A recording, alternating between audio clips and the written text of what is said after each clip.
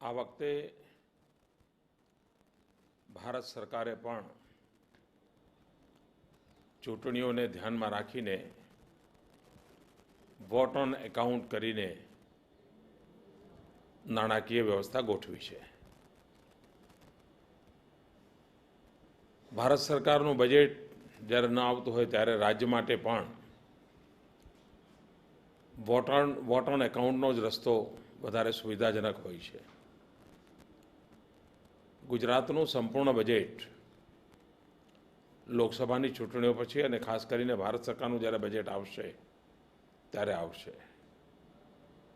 પરંતુ અત્યારની જે જોગવાઈ છે પ્રમાણે રાજ્યની તિજોરીના 50% રકમ દલિત, પીડિત, શોષિત, વંચિતોના વિકાસ માટે, આદિવાસીઓના કલ્યાણને માટે, એક પ્રકારે સામાજિક ક્ષેત્ર માટે વાપરવાનો ગુજરાત સરકારે મહત્વપૂર્ણ નિર્ણય કર્યો છે. ગુજરાતની આર્થિક સ્થિતિ ખૂબ જ તંદુરસ્ત છે. ગુજરાત સતત પુરાંતવાળું બજેટ આપતું રહ્યું છે. એટલું જ નહીં, ગુજરાતે પ્રતિ વ્યક્તિ આવકમાં પણ ધરખમ સ્થિતિ સુધારી છે, વધારો કર્યો છે. અને આખરે આર્થિક લાભ ગરીબ માનવીને કેવી રીતે પહોંચ્યો એનો માપદંડ પ્રતિ વ્યક્તિ આય કેટલી વધી છે એની પર નિર્ભર રહેતો હોય છે. એ રીતે વિકાસની બાબતમાં પણ ભૂતકાળની અંદર ગુજરાતનો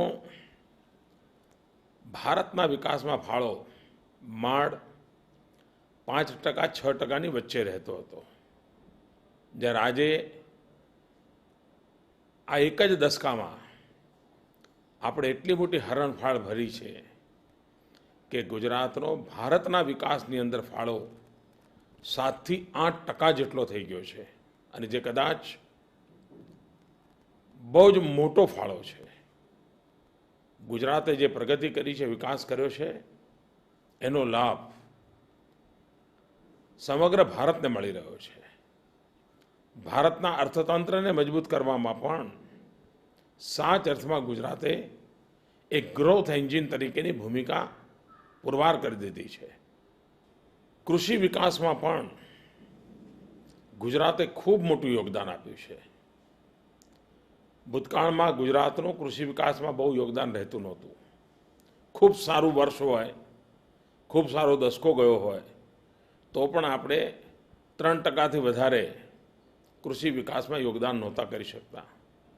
આજે ગુજરાતના ખેડૂતોની તપસ્યાને કારણે, ગુજરાતના ખેડૂતોની પરિશ્રમને કારણે સમગ્ર દેશના કૃષિ વિકાસમાં ગુજરાત જેવો રણપ્રદેશ ધરાવતું રાજ્ય 8 થી 9%નું યોગદાન કરી રહ્યું છે. આ ખૂબ મોટી સિદ્ધિ છે. ગુજરાતના અર્થકારણને કૃષિ વિકાસે વેગ આપ્યો છે. સર્વિસ સેક્ટર, એમાં ખાસ કરીને ટુરિઝમે વેગ આપ્યો છે. મેન્યુફેક્ચરિંગ સેક્ટર એણે વેગ આપ્યો છે. અને દેશ આખાએ નોંધ લેવી પડે એવી કરકસરવાળી સરકાર, એમાં પણ આપણે નવા સમાચિહ્નો પાર કર્યા છે. ગુજરાતની આર્થિક ક્ષમતા, આર્થિક સદ્ધરતા આવનારા દિવસોમાં ગુજરાતને વધુને વધુ નવી ઊંચાઈઓ પર લઈ જશે એવો મારો વિશ્વાસ છે. સબકા સાથ, સબકા વિકાસ એ મંત્રને સાકાર કરશે. ગુજરાતનો સર્વાંગીણ વિકાસ થશે.